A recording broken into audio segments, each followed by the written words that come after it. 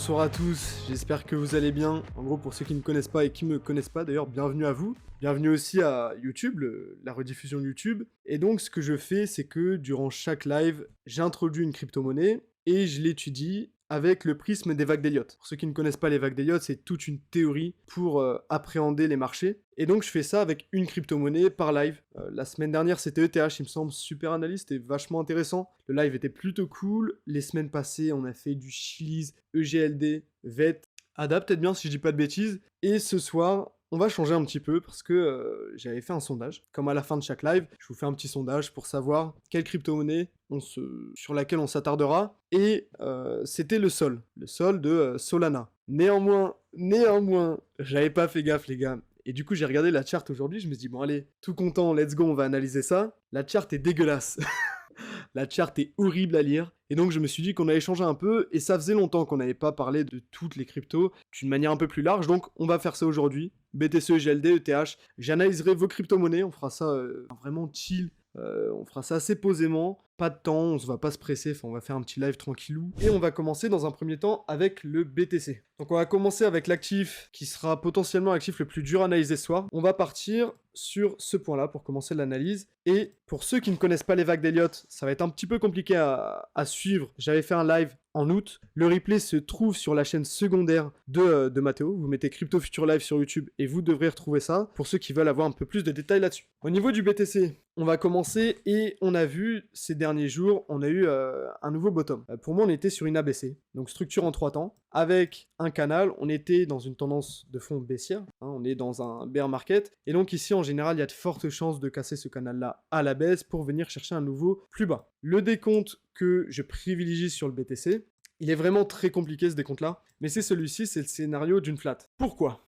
On a fait un mouvement en 3 temps, qui est pour moi une zigzag. Si je refais un canal depuis notre top, on va dire, donc la vague A, j'ai exactement un canal, donc un mouvement en 3 temps. Vague A, vague B, vague C. La vague A se déplace comme un mouvement impulsif. La vague C, exactement pareil. Là, on a fait un nouveau plus bas, donc je m'attends à un retour à la hausse pour pouvoir chercher, dans un premier temps, les 100%. Et puis, si on vient chercher les 161,8, ça sera avec plaisir. Mais j'attends une flat pour la construction du BTC sur du daily.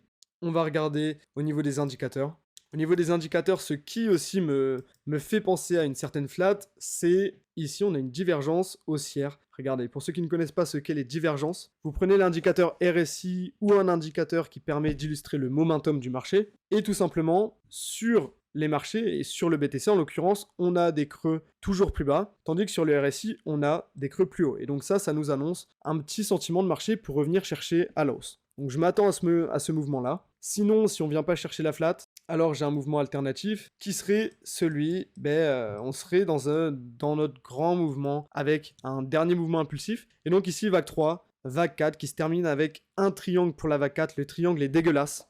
Vraiment, le triangle est vraiment pas propre. Cependant, il est toujours valide. Et il est valide par le fait qu'ici, on a la clôture de la vague D qui se fait beaucoup plus haut que la clôture de la vague B. Et donc, c'est la seule raison pour laquelle on peut valider un triangle barrière de cette forme-là. Donc, il est valide, vague 4, vague 5, et ensuite, on est censé repartir à la hausse pour venir chercher des points plus hauts. Cependant, petit disclaimer pour vous mettre au courant, ici, je fais de l'analyse technique. On n'est pas du tout sur du trading, et donc ce n'est pas parce que vous voyez mes deux analyses qui amènent à penser qu'on pourrait chercher un nouveau point haut qu'il faut d'ores et déjà lancer un long avec, je sais pas, une entrée ici, un stop loss là, et un TP ici. On n'est pas du tout sur du trading. Là, je ne développe pas toute la stratégie de trading, c'est-à-dire pour entrer en position, il faut d'une part s'appuyer sur les vagues d'Elliott comme je le fais avec l'analyse technique, mais il faut la moduler. Il faut avoir une vraie stratégie.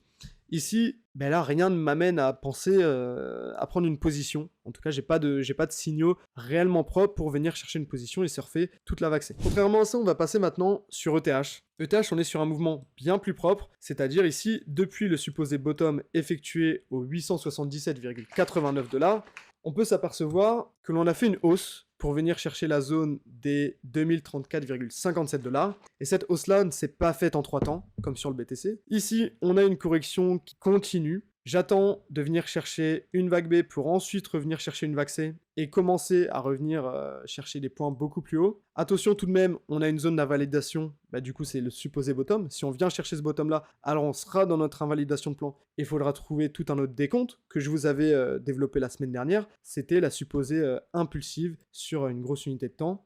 C'est-à-dire ici, une vague 1, 2, 3, 4, puis 5. Pendant ce décompte, je ne le développe pas du tout, parce que pour moi, je le privilégie pas du tout, au vu de la chart qu'on a. Vraiment, j'aime bien voir ce décompte-là, et donc un potentiel bottom sur ETH. C'est pourquoi j'arrête pas de vous bassiner avec ça. Et la semaine dernière, le titre du live, c'était Ethereum va exploser le Bitcoin, parce qu'à vue d'œil, ici, alors, si on n'est pas sur un bottom, on est quand même sur une charte qui favorise vraiment une super-performance de l'ETH face au BTC. Donc les perspectives à attendre sont quoi? Un retour à la hausse pour revenir chercher un petit peu plus bas, casser le canal pour venir chercher soit la vague C, et donc si on vient chercher le haut de canal, là il faudra faire vraiment attention parce qu'on pourra repartir à la baisse pour rechercher un nouveau bottom dans les mois à venir, mais si on va bien plus haut pour casser le canal à la hausse, là on sera dans un retournement de marché, et donc là, vraiment, il va falloir penser à aller chercher bien plus loin, c'est-à-dire une vague 3 qui pourrait aller bien plus haut pour repasser dans un bull run, et non pas le bear market que l'on subit depuis maintenant plus d'1 an. Au niveau des indicateurs, vous allez voir que là aussi, on a quelque chose d'intéressant. Comme vous savez, j'aime énormément utiliser le RSI et le stochastique avec la technique d'Andrew Cardwell. Ce que l'on a ici, et ce à quoi je m'attends maintenant, pour avoir un retournement haussier, c'est de venir chercher une zone de support sur la zone des 40, et donc notre support pour les tendances haussières est de venir casser cette résistance pour les tendances baissières. Lorsqu'on aura ce signal-là, alors on pourra avancer et mettre plus d'hypothèses que l'on a retourné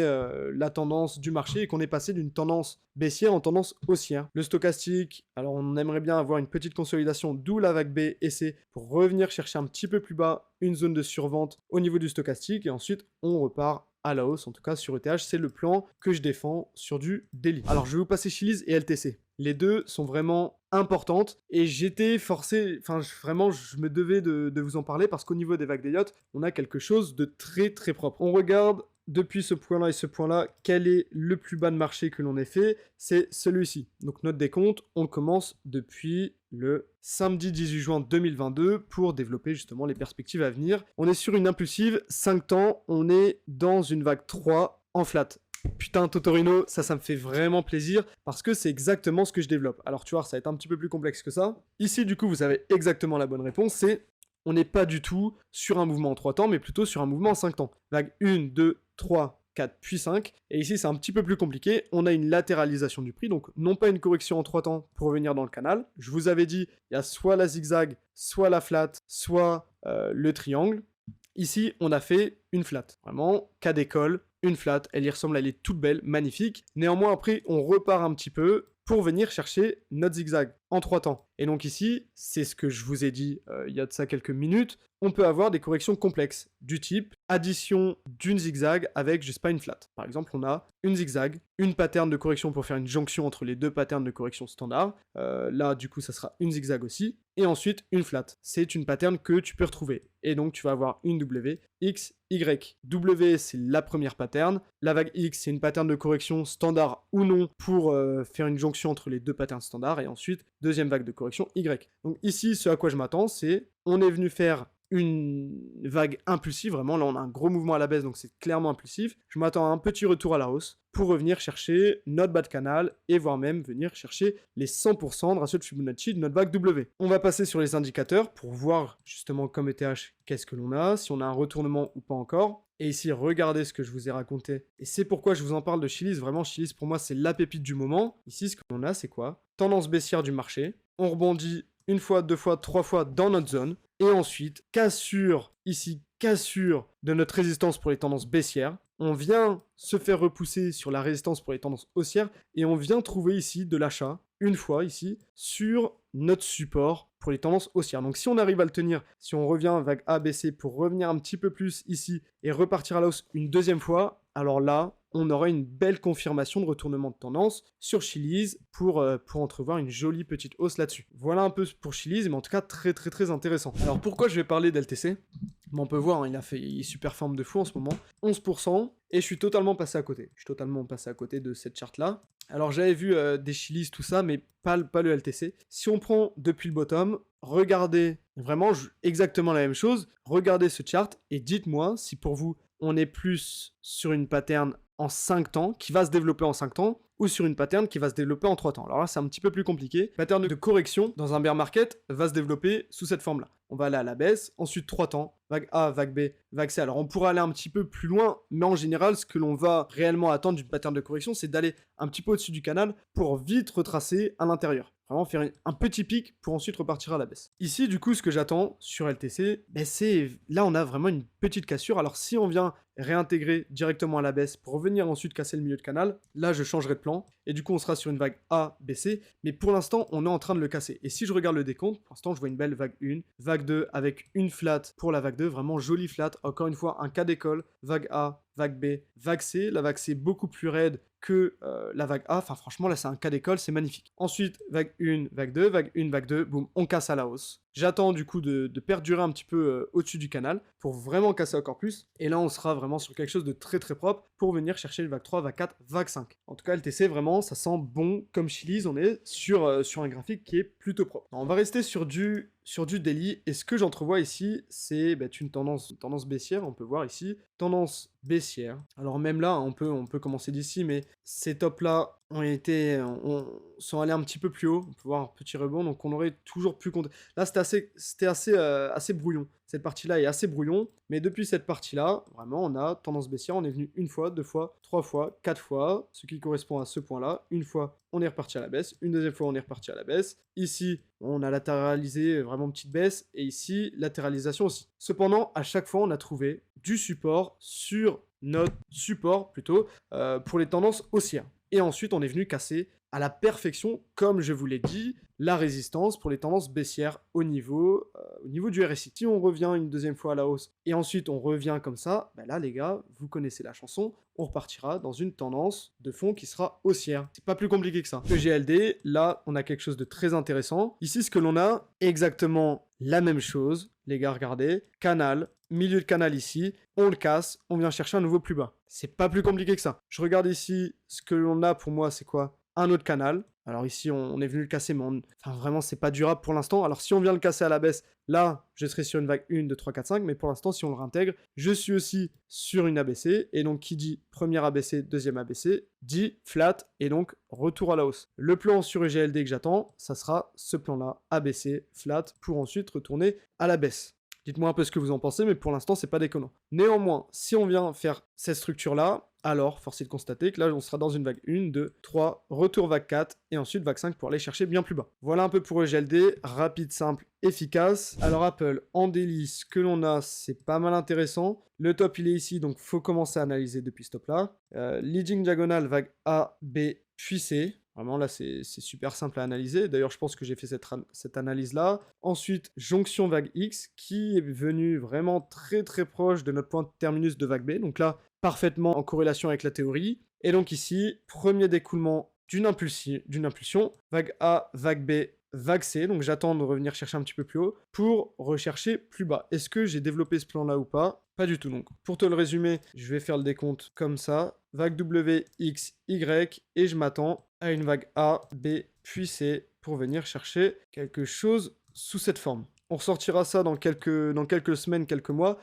Mais en tout cas, je l'aime bien ce plan-là pour Apple. On va mettre ça daily et je me le garde sous la main. Allez, on va se faire une petite analyse sur Atom. Alors ici, le top, je commencerai mon décompte à partir de ce point-là. Alors après, on est sur des alcools, donc faut bien sûr se mettre en vue logarithmique. Où est le top? Où est le top? Alors ici, on serait sur une vague 1, 2, 3, 4 et 5. Voilà, notre top a été fait ici, c'est bien ce que je pensais. Donc je vais commencer l'analyse d'ici. Ce que j'entrevois, c'est une vague A, B, C. Ensuite ici, c'est super compliqué, mais là, je pense qu'on est dans une pattern de correction aussi. Et ensuite, vague 1, 2, 3, 4 et puis 5. Alors cette pattern-là est super affreuse. Cette pattern-là, on va à la hausse, donc on pourrait se faire piéger en pensant que c'est une impulsion loin de là. Faites attention, c'est très piégeur. Ici, on est dans un canal. comme d'habitude. Alors on l'a cassé un tout petit peu, mais qui dit canal, si vous avez suivi, on est juste dans une immense pattern de correction. Ici c'est une ABC X ABC, donc une correction complexe, mais ça reste une correction. Et donc, pour moi, on est dans une flat, vague A, B,